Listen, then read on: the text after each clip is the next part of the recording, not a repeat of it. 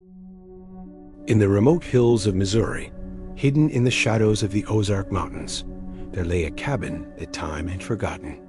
Its walls, weathered by decades of neglect, concealed a family whose secrets ran as deep as the isolation they had chosen. For over 30 years, no one asked questions until one cold March day in 1982, when social worker Margaret Wilson ventured onto the secluded land. What she found inside that cabin defied belief. A man and woman who claimed to be brother and sister, raising 3 children who shared the same unnerving appearance. This wasn't a case of neglect. It was something far darker, a twisted legacy of isolation, secrecy, and a family bond too horrifying to imagine. The question that echoed in Margaret's mind as she stood there, staring at the 3 children, was, who is the mother of these children? What followed would unravel one of the most disturbing family secrets in Missouri's history, revealing a tragedy hidden for generations. Before we dive into this haunting tale, make sure to hit the like button if you're captivated by true stories like this. Don't forget to subscribe for more deep dives into dark, forgotten truths, and share your thoughts on where you're watching from in the comments below. In the wild, untamed heart of Missouri, where the forests grow thick and the roads disappear into the wilderness, there stood a cabin. Its existence, known only to a few, was as much a part of the landscape as the towering trees and the winding, dirt-smeared paths leading to it. The cabin had not seen the light of public scrutiny for decades, and it seemed that the world beyond its decaying walls had long since moved on. Forgotten by time, its windows were clouded with dust, and the door creaked under the weight of years. Yet within those silent walls lived a family whose secrets would not stay buried for much longer. On March 17, 1982, Margaret Wilson, a young social worker, found herself on a mission she had not anticipated. Guided only by a whisper of concern from an anonymous source, she was driven to that very cabin. She expected to find the remnants of a forgotten life, a poor family living in isolation. But what she uncovered was far worse. The air was thick with the musky scent of wet wood as she stepped from her state-issued vehicle, the ground still damp from a long winter thaw. Margaret's heart raced as the silence around her deepened, broken only by the distant cry of a crow circling overhead. The man who met her at the door was Elijah Shelton, gaunt figure with a beard that seemed as weathered as the cabin itself. His eyes, pale and weary, seemed to carry the weight of years spent in solitude. Behind him, 3 children watched her silently, their expressions unreadable. Margaret's eyes darted to the children Thomas, Sudi, and Jacob. At first glance, they seemed no different than any other family. But there was something unsettling about them, something that prickled at the back of her mind. Their eyes, sharp and piercing, were too familiar. They shared the same bone structure, the same pale hair. Their faces seemed to mirror Elijah's own, a strange, eerie similarity that made Margaret uneasy. Then came Martha, Elijah's sister. She stood quietly behind the children, her gaze fixed on the ground as if she had no place in this world. Margaret instinctively knew that there was more to this woman than met the eye, but she couldn't quite place it. The stillness in the air was deafening, and Margaret couldn't shake the feeling that something was wrong, profoundly wrong. Inside the cabin, the atmosphere was heavy with neglect. There was no electricity, no running water, and the sparse furniture appeared as if it had been carved from the land itself. Oil lamps flickered weakly in the corners of the room, casting long, dancing shadows that seemed to stretch like ghosts in the corners. The children were silent, their faces expressionless, and their movements slow. Thomas, the eldest at 12, had an old scar on his forearm, one that looked like it had been caused by an axe. Sudi, the middle child, had an eye condition that had clearly gone untreated. And little Jacob, only 5, clung to Martha like a shadow, his speech delayed, his eyes vacant and distant. But it was their mother, or was she their mother? who held Margaret's attention the longest. Martha Shelton moved like a ghost, her presence barely registering as she shuffled around the room, speaking in whispers when she spoke at all. When Margaret asked about the children's mother, she was met with silence. Elijah, his voice flat and without emotion, explained that the children's mother had died in childbirth, leaving no name, no records, not even a photograph to prove her existence.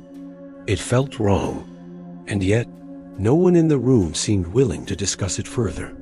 But Margaret couldn't ignore the way the children responded to Martha. It wasn't the kind of attachment you'd expect between aunt and niece or nephew. It was the kind of familiarity that one might see between a mother and her own children. It was instinctive, physical, and unnerving. The way Jacob looked to Martha, his small arms reaching out for her, his face lighting up in her presence, it spoke of a bond too close to be easily explained. Suspicion formed like a cold shadow in Margaret's mind. Who was the real mother of these children? Elijah's nonchalance about the whole situation was too calm, too practiced. And Martha's silence, her reluctance to meet Margaret's gaze, only added weight to the growing suspicion that something far more sinister lurked beneath the surface.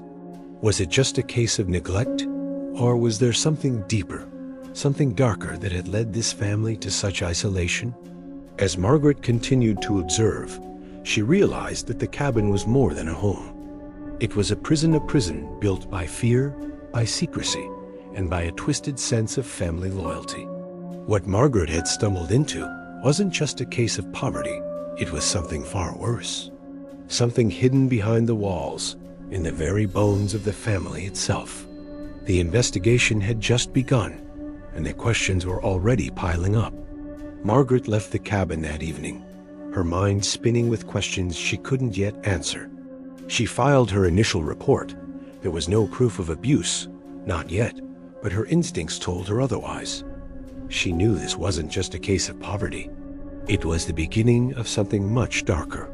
The children weren't just neglected. They were isolated, trapped in a world of silence and secrecy. Margaret couldn't let it go. She knew that what she had witnessed in that cabin was only the beginning, and she was determined to uncover the truth. As Margaret drove the 27 kilometers back to town, her mind raced. The darkness of the cabin seemed to follow her, clinging to her thoughts like the damp air. The investigation had begun, but Margaret knew that the truth would not come easily. What she had witnessed was only a glimpse into a family that had been living outside the world for far too long. And now, she was the only one who could bring that darkness into the light. In the days following Margaret Wilson's first visit to the Shelton cabin, she couldn't escape the haunting images of the children's vacant expressions. It was not just their appearances that troubled her, but the eerie quiet, the tension in the air that no one seemed willing to acknowledge. It was a silence that spoke volumes, one that hung heavily over the small cabin like a shadow, refusing to let go. The isolation she had witnessed was not just physical. It was psychological, ingrained, and far more insidious than Margaret could have ever imagined. The following morning, as Margaret sat in her small office, she couldn't shake the images that lingered in her mind. The children's glassy eyes, their strange physical similarities to Elijah, and the unspoken bond between Martha and the kids, it all pointed to something beyond neglect. It was more than poverty. It was a twisted reality, one where love and control had become so intertwined that the very fabric of the family had been warped. Her gut told her that the case was much darker than anything she had ever encountered in her career. Margaret knew she couldn't just walk away. She had to know more. But where to begin? There were no records, no birth certificates, no sign that any of the children had ever been officially documented. What kind of family could exist outside the law for so long? The more she thought about it, the more disturbing the questions became. The system had failed these children, but the cracks ran deeper than just their birth records. She needed answers, but the road ahead felt impossible. Over the next few days, Margaret spent hours sifting through old files and county records. She checked everything she could think of: hospital logs, birth certificates, and any available information on the Shelton family. But everything came up empty. It was as if the family had simply dropped off the face of the earth. There were no records for Elijah or Martha before their parents' deaths in a fire in 1973. The more Margaret searched, the more it felt as though the Shelton family had been erased, not just from the public eye, but from the very fabric of the legal system. Margaret's mind raced with possibilities. Could it be that the Sheltons had somehow managed to avoid the system entirely? Could they have fabricated their existence so completely that no one had noticed? The questions only multiplied, and she knew that finding answers wouldn't be easy. She decided to return to the cabin, this time with the help of a sheriff's deputy and a pediatrician. Dr. Robert Hayes was experienced, but even he couldn't have anticipated what they would find. The weather was colder when they returned. Spring had not yet fully arrived, and the ground was still thawing. The smell of wet earth and rotting wood lingered in the air as they made their way down the narrow, muddy path to the cabin. The same eerie silence greeted them when they arrived. Elijah stood at the door, his face impassive, his eyes guarded. Behind him, Martha stood motionless, her gaze fixed on the ground. The children were nowhere to be seen at first, but soon they emerged from the shadows. Thomas, Sudi, and Jacob appeared in the doorway, their faces blank, their eyes wide but vacant. Margaret felt a chill run down her spine as she took in the sight of them. There was something wrong about the way they moved, something unnatural about the way they stood together, their features so similar, so eerily identical. It was as though they were all cut from the same mold. There was no warmth in their gazes, no joy, no recognition. They were ghosts, trapped in their own world. As Dr. Hayes conducted his examination, Margaret couldn't help but feel that the children were not just physically isolated. They were emotionally stunted, frozen in a world that had never allowed them to grow. Thomas, the eldest, was painfully thin and bore the mark of an old scar on his arm. Sudi's eye condition was obvious. Her left eye was crossed, and her teeth were badly decayed. Jacob, barely 5 years old, clung to Martha's side like a shadow. He hadn't spoken much, and when he did, his words were slow, garbled. Dr. Hayes checked their vitals and conducted routine tests, but there was no real sign of physical abuse. The children weren't starving. They weren't bruised or battered, but there was something deeply unsettling about them, something far more subtle than bruises or cuts. They were like plants that had grown in the dark, their growth stunted, their development hindered by something far more sinister than neglect. As Dr. Hayes moved on to check each child in turn, Margaret's mind raced.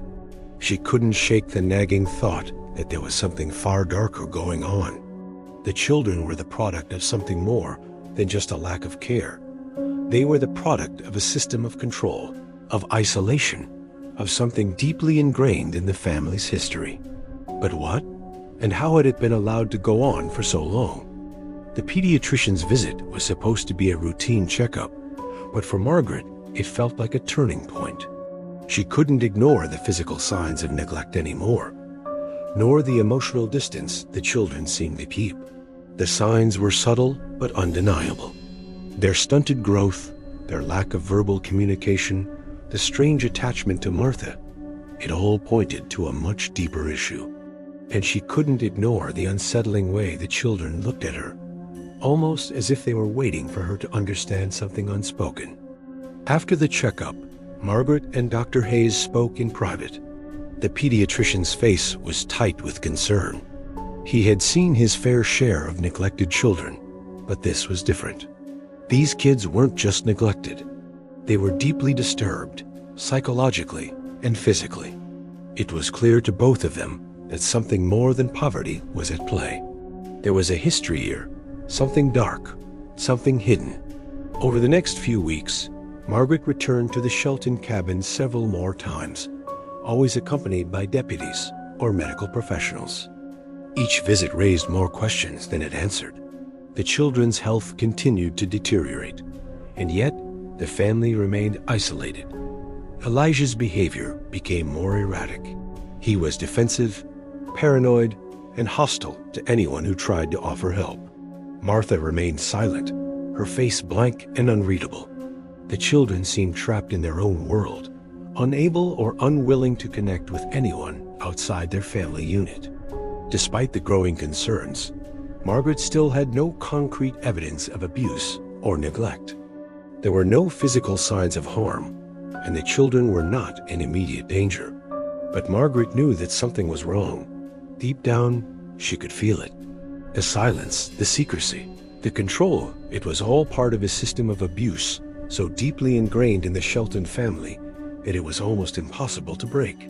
Then came the breakthrough.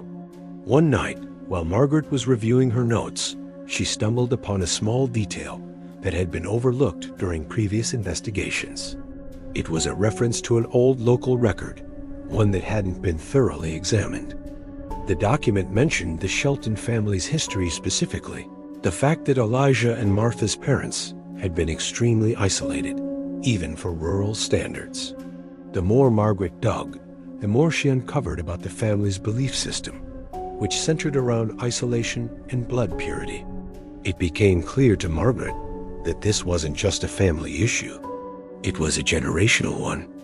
Elijah and Martha had been raised to believe in the purity of their bloodline, isolated from the world in a way that prevented them from understanding the concept of boundaries, whether emotional, social, or physical. The truth was more complicated than Margaret had first thought. This wasn't just about neglect. This was about a twisted belief system that had been passed down through generations. As Margaret uncovered more details about the Sheltons' past, she learned that their parents, Harold and Edith, had raised them to view the outside world with distrust. They had been taught that only family mattered, that bloodlines were sacred, and that the outside world would corrupt them if they allowed it inside. The isolation that had begun with Harold and Edith had continued with Elijah and Martha, and now it was manifesting in their children. The cycle of control, fear, and isolation had been passed down, and it was up to Margaret to break it. With each new discovery, the weight of the situation grew heavier. The more Margaret learned about the Shelton family, the more she realized how deep the roots of their isolation ran. It wasn't just about physical neglect. It was about a belief system that had shaped their entire existence. And breaking that belief system would be more difficult than anything Margaret had faced before. As Margaret continued to dig deeper into the Shelton family's past, the pieces of the puzzle started to fall into place. But with every new discovery, the truth became more disturbing. Elijah and Martha's isolation was not merely a product of poverty or choice. It was a fundamental part of the family's belief system. They had been raised to believe that the world beyond the cabin was evil, corrupt, and dangerous. Their parents, Harold and Edith, had instilled this ideology in them from an early age, a doctrine passed down through generations. The isolation that had defined the Shelton family for decades was not just physical but psychological. It was a way of life, a worldview that had shaped every decision, every action. Margaret began to realize that the abuse and neglect she had suspected were not isolated incidents. They were part of a larger, more insidious system that had been carefully constructed and maintained for generations. Elijah and Martha were not just victims of their circumstances. They were products of a deeply ingrained belief system, one that had shaped their entire worldview. The more Margaret uncovered, the more she realized that this was not just a family matter, it was a community issue. The Shelton family's isolation had been enabled by the silence and indifference of the people around them. For years, the locals had turned a blind eye to the strange family living in the hills. They had whispered about the Sheltons, but had never asked questions, never tried to intervene. It was easier to ignore the family's existence, to pretend that everything was fine, rather than confront the uncomfortable truth that something was wrong. But now, as Margaret dug deeper, the truth could no longer be ignored. The silence that had protected the Shelton family for so long was starting to crack. And as it did, the full scope of the tragedy began to emerge. It was a Saturday morning when Margaret decided to return to the cabin once again. She had been reviewing the records she had gathered over the past few weeks, and there was one detail that kept nagging at her, something that had been mentioned in passing, but had not yet been thoroughly investigated. It was a reference to a local historian, a man named Samuel Jenkins, who had written about the Shelton family in the 1950s. Jenkins had been a regular visitor to the area, and he had kept detailed notes about the families living in the Ozarks. His writings were considered a valuable resource by local historians, and Margaret believed they might provide a crucial clue in her investigation. She spent the morning driving to the small library in West Plains, where Jenkins' papers were stored. As she sifted through the musty old files, Margaret found the entry she had been looking for. Jenkins had written extensively about the Shelton family, but what caught Margaret's attention was a note he had made about the family's unusual beliefs. According to Jenkins, Harold and Edith Shelton had been deeply religious, but their faith had taken on a strange, almost cult-like quality. They believed that the world outside their land was tainted by sin and corruption, and they viewed their family as the last bastion of purity. Margaret felt a shiver run down her spine as she read through the documents. It was clear that the Sheltons had not just isolated themselves for practical reasons. They had done so because they believed it was their moral duty. They had created their own world, one where their beliefs were the only truth, and anyone who didn't share their worldview was a threat. Margaret could now see the depth of the psychological control Elijah and Martha had been under. They weren't just isolated, they were brainwashed, indoctrinated into a belief system that made them view the outside world as something to fear and distrust. The more Margaret learned about the Sheltons' past, the more disturbing the picture became. It wasn't just that Elijah and Martha had been raised in isolation. It was that they had been raised to believe that this isolation was the only way to protect their family. And as much as Margaret had wanted to see the Sheltons as simple victims, she now understood that they were complicit in a system of control that had been passed down through the generations. With this new understanding, Margaret knew that she had to act quickly. The children were in grave danger, not just from the neglect they had suffered, but from the psychological damage caused by their upbringing. She had seen firsthand how Elijah and Martha's belief system had shaped their behavior, and she could only imagine how deeply the children had internalized it. But Margaret was also beginning to see that the problem wasn't just confined to the cabin. It was a larger issue, one that was rooted in the community's collective failure to act. It was clear that the authorities needed to intervene, but that was easier said than done. The Shelton family had lived in isolation for so long that they had essentially become invisible to the outside world. There were no birth certificates for the children, no school records, no hospital visits. In many ways, they didn't exist in the eyes of the law. And without legal documentation, there was no clear way to remove the children from the cabin and place them in a safer environment. Margaret knew that the only way to break the cycle was to expose the truth, to get the authorities to understand the full scope of what was happening in that cabin. But even as she worked tirelessly to gather evidence, she began to feel the weight of the system's indifference pressing down on her. The legal system was slow, bureaucratic, and unwilling to take action without concrete proof. And the longer the investigation dragged on, the more the Sheltons' silence seemed to hold them captive. It was during one of her visits to the cabin, when Margaret was speaking with Martha in private, that the breakthrough finally came. Martha, who had remained silent for so long, suddenly began to speak in hushed, trembling tones. It wasn't a confession, not in the traditional sense, but it was a glimpse into the emotional and psychological state that had been building inside her for years. She described how Elijah had slowly taken on the role of patriarch after their parents' death, how he had become the spiritual leader of the family, and how his influence had gradually warped into something more insidious. Margaret listened, her heart heavy with the realization that Martha wasn't just a victim of neglect. She was a victim of psychological coercion.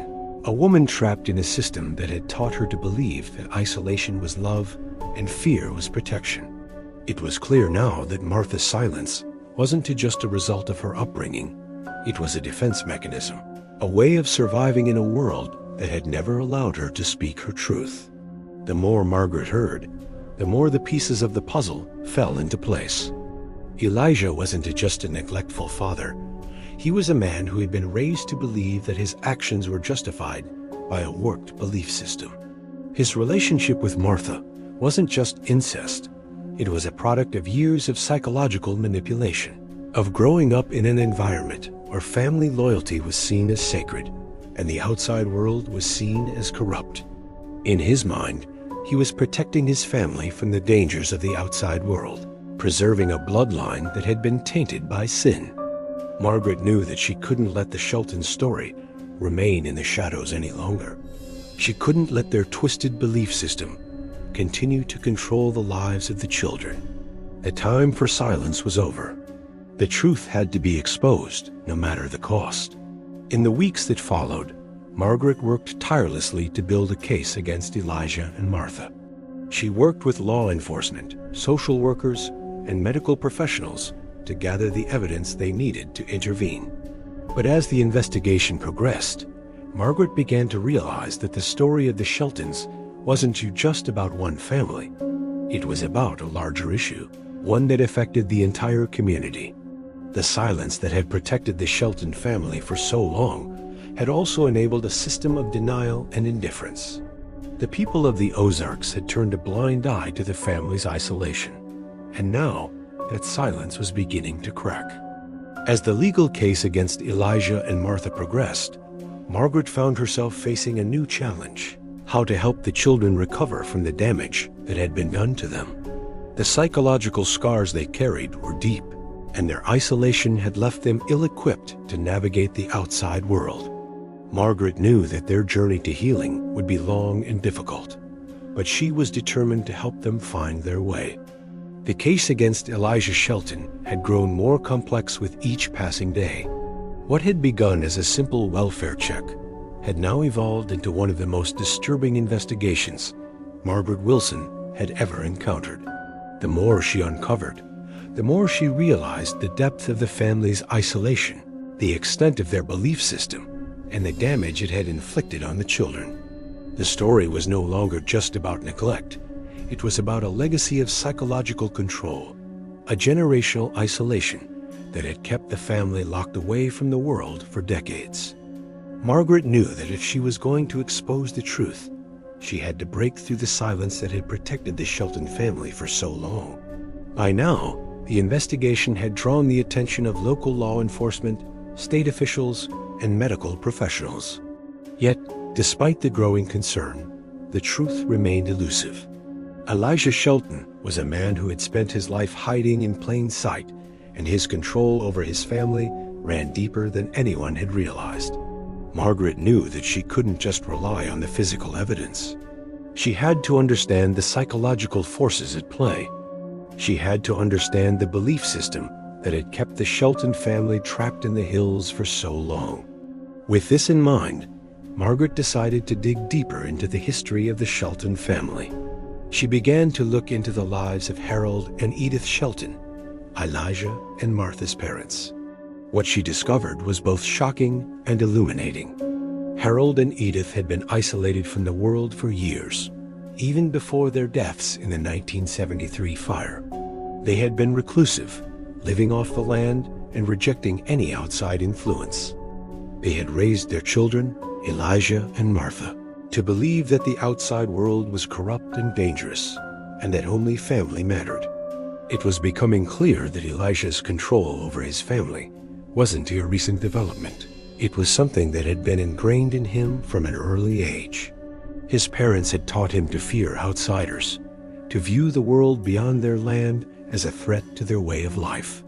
Margaret could now see that Elijah wasn't just a product of his environment. He was a product of his upbringing. The beliefs his parents had instilled in him had become his reality. And now, Those beliefs were being passed on to his own children. As Margaret continued to investigate, she began to realize the full extent of the damage that had been done. The children were not just physically neglected, they were emotionally stunted, psychologically scarred by the isolation and control they had endured. They had never known the outside world, never experienced the normal joys and challenges of childhood. They had been raised to believe that their family was all that mattered, that love could only exist within the confines of their bloodline. It was a twisted, warped version of reality, one that had been shaped by fear and control. The more Margaret learned, the more she realized how deeply embedded the Shelton family's belief system was. It wasn't just Elijah and Martha who had been affected, it was their children too. Thomas, Sudi, and Jacob had been raised in an environment that stunted their emotional and intellectual growth. They were disconnected from the world, cut off from any kind of social interaction beyond their family. They didn't know how to play with other children, how to communicate with people outside their family unit. They didn't know what it meant to be loved in a healthy way. But despite the isolation, the children were not without hope. Margaret saw glimpses of their potential, their curiosity, their ability to learn and adapt. Thomas, the oldest, was the most responsive to Margaret. He seemed to understand that there was a world beyond the cabin, and he wanted to be a part of it. Sudi, though more reserved, showed signs of emotional depth and creativity. Jacob, the youngest, was the most fragile, but even he responded to the care and attention he was receiving. Margaret knew that the road to recovery would be long, but she also knew that the children had the potential to overcome the damage they had suffered. As the investigation continued, Margaret began to focus on finding a way to remove the children from the Shelton cabin. She knew that their safety was at risk, but she also knew that the legal system would require more than just suspicion to take action. The family had no birth certificates, no school records, no medical history. The children had no legal identity, and without it, there was no clear path for removal. Margaret was faced with a bureaucratic nightmare, one that seemed designed to protect the very people it should have exposed. But Margaret was determined. She couldn't let the system as indifference stand in the way of these children's future. She worked tirelessly, reaching out to legal experts, social workers, and child welfare advocates. She pushed for a legal solution, one that would allow the children to be removed from the cabin and placed in a safer environment. But the process was slow, and each new hurdle only seemed to delay the inevitable. It wasn't until a breakthrough came in the form of a local historian's testimony that things began to move forward. Samuel Jenkins, the local historian who had written about the Shelton family in the 1950s, had been a witness to the family's reclusive behavior. He had seen the isolation firsthand and had documented it in his journals. His testimony would become a crucial part of the case against Elijah and Martha. With Jenkins' account, Margaret was able to establish a clear pattern of isolation, one that had been passed down through the generations. It was this isolation, this control, that had created the environment in which the children had been raised. And it was this environment that needed to be dismantled. With Jenkins' testimony, Margaret was able to build a stronger case. The authorities began to take the investigation more seriously, and the legal process began to gain traction. The children were removed from the cabin and placed in temporary foster care. It was a small victory, but it was a victory nonetheless. The children were finally safe, but the road ahead was still uncertain. They had been raised in a world that was alien to the outside world, and it would take time for them to adjust. As Margaret watched the children adjust to their new lives, she couldn't help but feel a sense of guilt. She had been the one to expose their family's darkest secrets, but she had also opened the door to a world they had never known. The transition from the isolation of the cabin to the bustling life of a foster home was overwhelming for the children. They didn't know how to interact with others, how to communicate, how to form bonds. They had spent their entire lives under the thumb of Elijah and Martha's control, and now they had to learn how to live in a world that was completely foreign to them. Thomas, the eldest, seemed to adapt the quickest. He was curious, eager to learn, and determined to make the most of his new life. Sudi, on the other hand, struggled.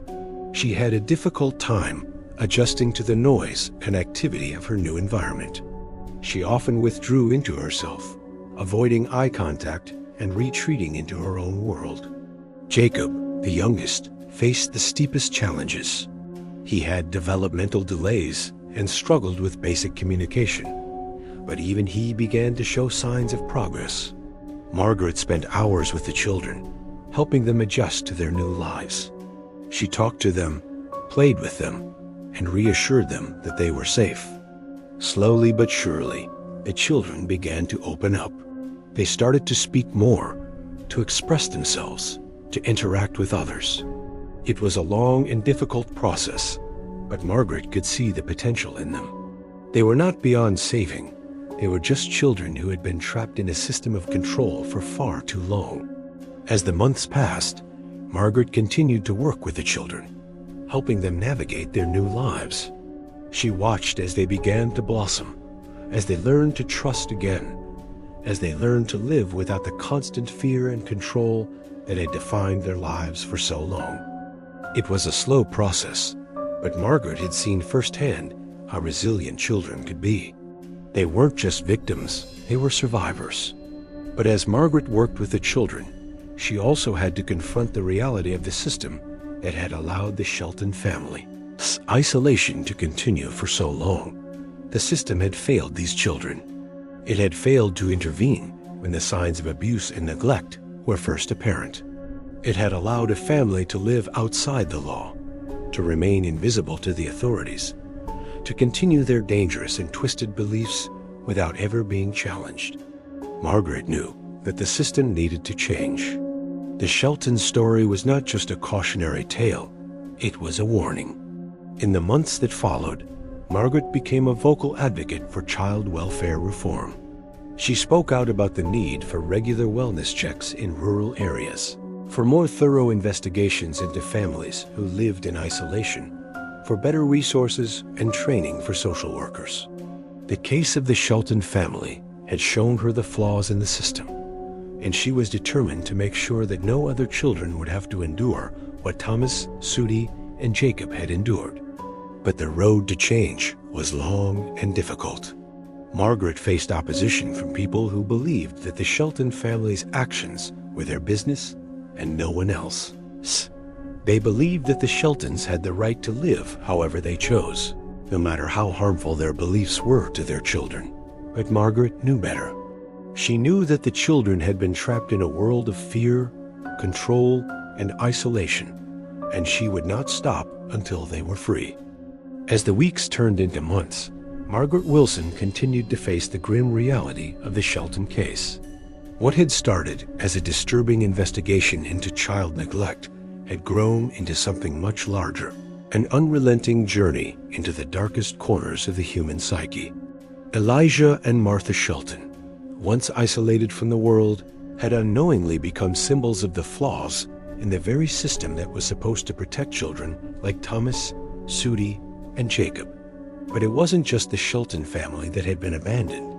It was the very system itself, a system that allowed isolation and control to take root in the most vulnerable corners of society. The weight of this truth was heavy on Margaret, but she had no intention of turning back. Despite the overwhelming evidence of abuse and neglect, the system remained slow to act. Elijah Shelton, although arrested, had yet to face any real legal consequences. Martha had been allowed to remain in contact with her children while undergoing therapy, but the scars of her upbringing ran deep.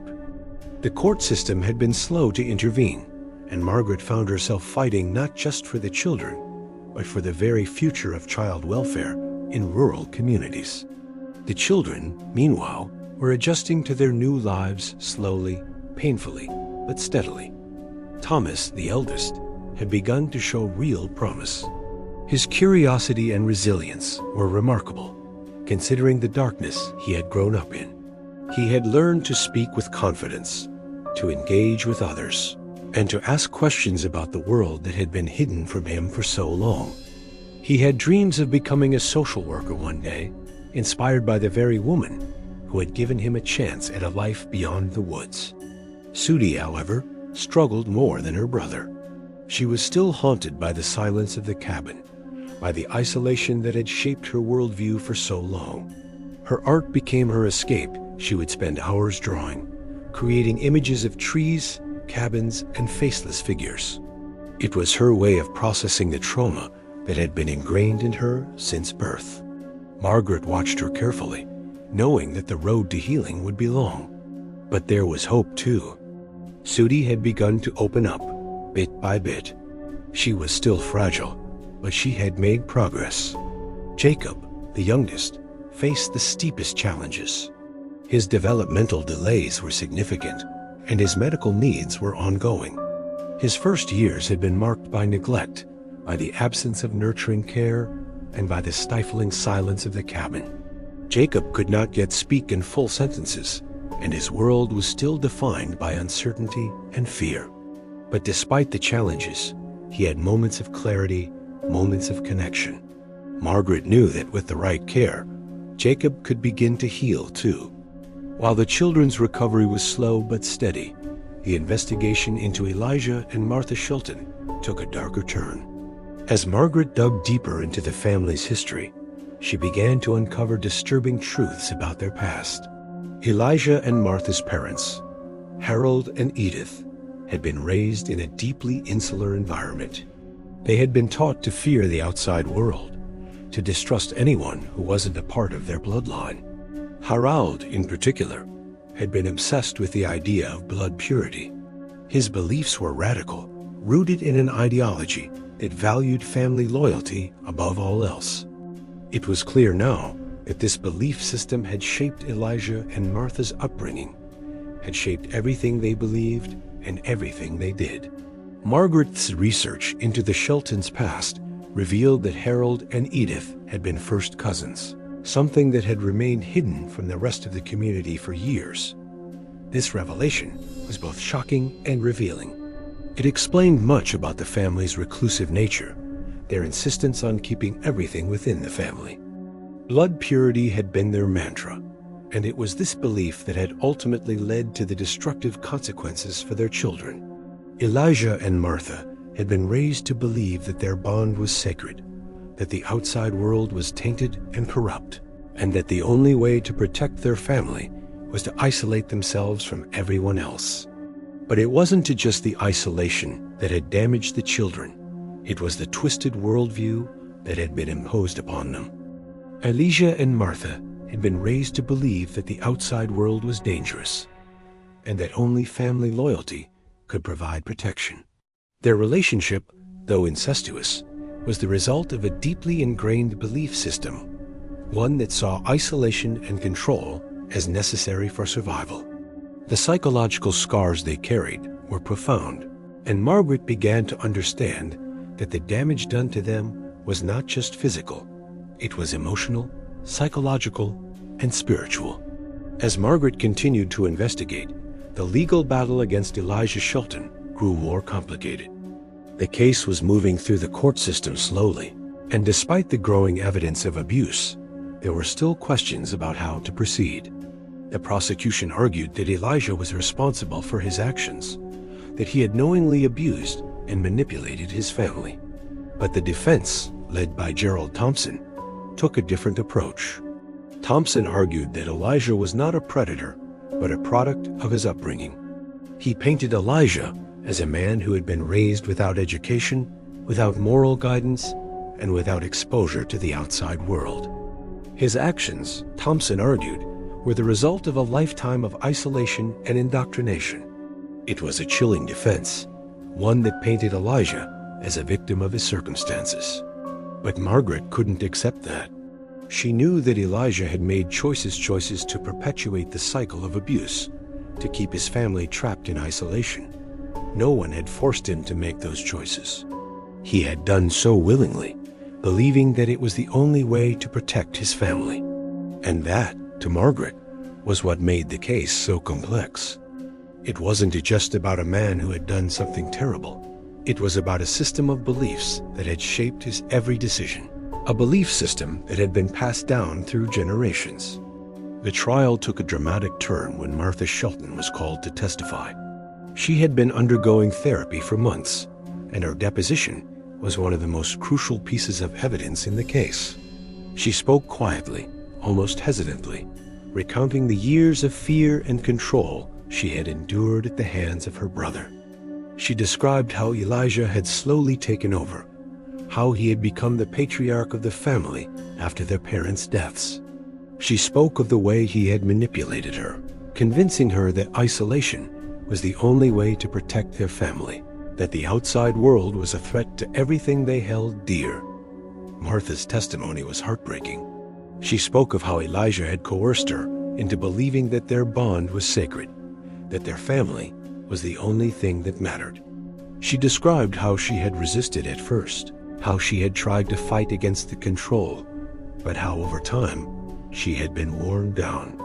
She spoke of how she had stopped believing that the world outside would save her, and how she had become what Elijah needed her to be. Her words were not an explosive confession, but a quiet surrender. It was a testimony not just of abuse, but of the slow erosion of a person's sense of self. Martha wasn't just a victim. She was a woman who had been so thoroughly controlled that she no longer knew where loyalty ended and submission began. Her testimony was not just a recounting of events. It was an unraveling of a lifetime of manipulation and fear. As the trial continued, the community's response was mixed. Some people believed that Elijah's actions were the result of his upbringing, that he had been raised in a world of isolation and fear. Others saw him as a monster who had deliberately harmed his own children. But for Margaret, the issue was clear. Elijah was responsible for his actions, but so was the system that had allowed his family to live in isolation for so long. The silence that had protected the Sheltons for so many years was not just a family secret, it was a collective failure. As the trial reached its conclusion, the jury deliberated for less than a day before delivering their verdict. Elijah Shelton was found guilty of incest, but in a controversial decision, the jury recommended leniency. They acknowledged the psychological toll of Elijah's upbringing, but they also recognized the harm he had caused. The judge, Elena Simmons, sentenced Elijah to 3 years in prison with the possibility of parole after 18 months. The sentence was met with mixed reactions. Some people believed it was too lenient, while others saw it as the first step in a compassionate justice system for a man who had been raised without moral guidance. For Margaret, the verdict was a bittersweet victory. It wasn't just about sending Elijah to prison. It was about breaking the silence, about bringing the truth into the light. The case had exposed the deep flaws in the system, the silence that had allowed the Shelton family's isolation to continue unchecked. And it had given Thomas, Sudi, and Jacob a chance at a life outside the cabin, a chance to heal and rebuild. But for the children, the journey was far from over. They were in a world they had never known, and the adjustment was overwhelming. They had been raised in a vacuum, cut off from the world, and now they had to learn how to live in it. Thomas adapted quickly, his curiosity and resilience making him the most eager to explore the world outside. Sudi struggled more, retreating into herself, still haunted by the silence of the cabin. Jacob faced the steepest challenges, but even he began to show signs of progress as his medical and developmental needs were addressed. For Margaret, the real work was just beginning. The trial may have been over, but the children's healing was a long road. It was a road paved with therapy, with medical care, with the slow process of helping them adapt a world they had never known. But Margaret was determined. She had seen what these children were capable of, and she knew that they had the potential to overcome the damage they had suffered. The conclusion of the trial marked a turning point, but for Thomas, Sudi, and Jacob, it felt more like the beginning of something far more daunting. The world outside the cabin was vast, foreign, and overwhelming. Everything that had once been familiar to them, the smell of the cabin, the sound of their father's gruff voice. The smell of damp earth had been replaced by the harsh lights of the world. For the first time in their lives, they were not confined by the silence of the cabin, but surrounded by the sounds of civilization, of people who were too busy to understand their past. Margaret Wilson had spent years fighting to get the children to this point, to remove them from the darkness they had been raised in. But as she looked at them now, she understood the depth of the struggle that lay ahead. For years, they had been deprived of everything most children take for granted: school, friends, a sense of security. And now, they were expected to simply pick up the pieces of their shattered lives and start anew. Thomas, the eldest, adapted the quickest. At 12 years old, he was old enough to understand the gravity of the situation, but still young enough to be full of curiosity and hope. He threw himself into learning about the world that had been hidden from him. For the first time in his life, he attended school. He made friends, though it wasn't always easy. Other children were fascinated by his strange background, but Thomas was determined not to be defined by it. He was determined to move beyond the shadows of the cabin and create a life for himself outside of the legacy of isolation that had shaped his childhood. But for Sudi, the transition was more difficult. She was 9, and the memories of the cabin, the cold, the silence, the stifling control of Elijah and Martha's still haunted her. Sudi struggled to interact with others. She often retreated into herself, avoiding eye contact, flinching when people came too close. Margaret watched her with a heavy heart, understanding the depth of the psychological damage that had been done. Sudi had been raised to believe that silence was safety, that emotional restraint was the key to survival.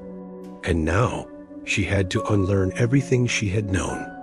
Jacob, the youngest, was the most fragile. Barely 5 years old, he had spent the first few years of his life in a state of confusion and neglect. He had never known the warmth of a mother's touch, the comfort of a father's voice.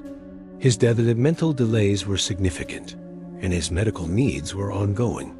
Jacob had trouble speaking, his words slow and garbled, his movements awkward and uncoordinated.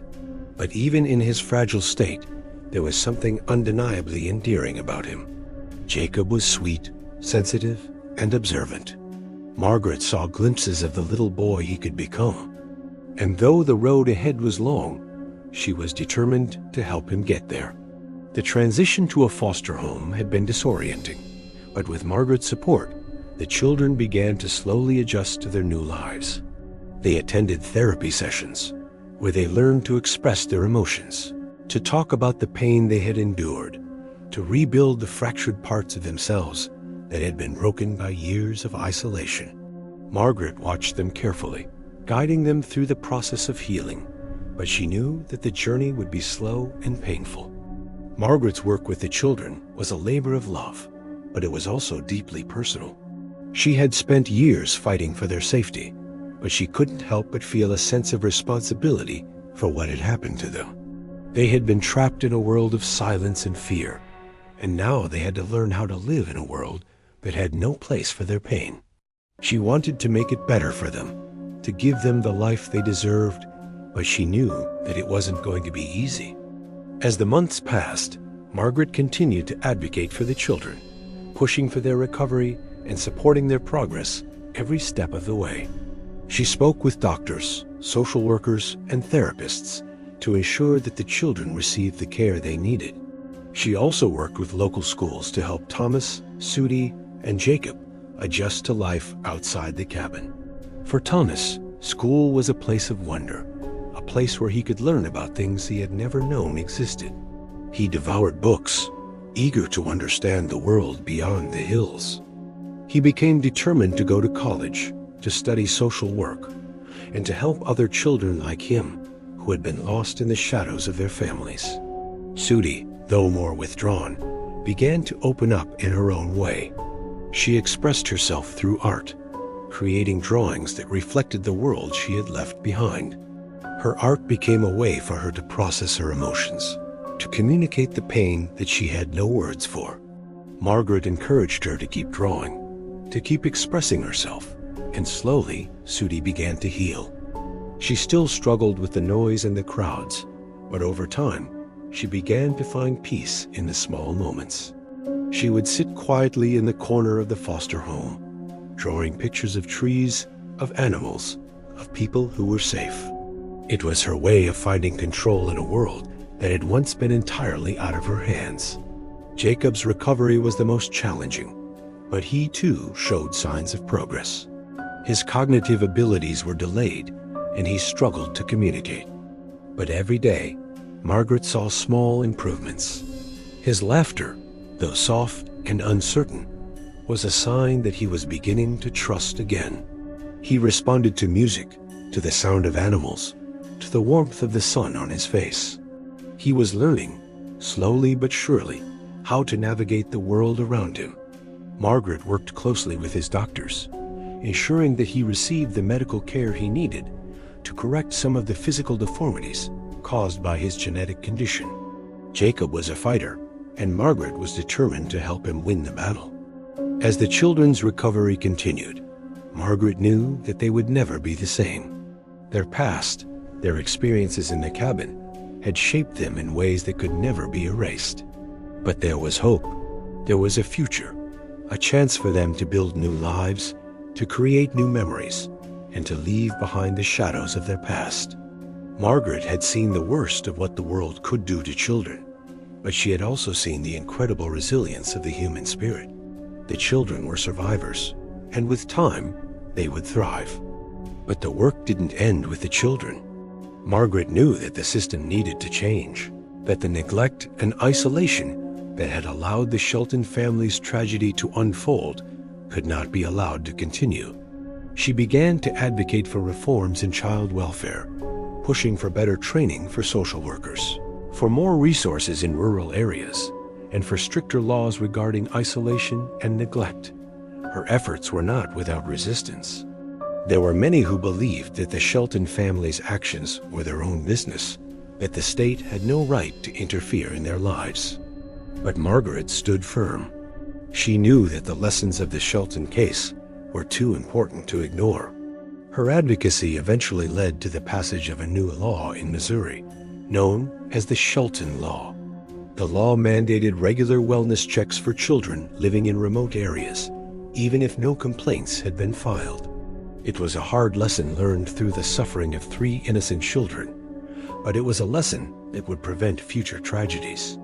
Margaret's work had made a difference, and though the road had been long and difficult, she knew that the children had been given a chance at a new life. As the years passed, the Shelton family's legacy began to fade. The cabin in the Ozarks, once a place of isolation and fear, was eventually abandoned and left to decay.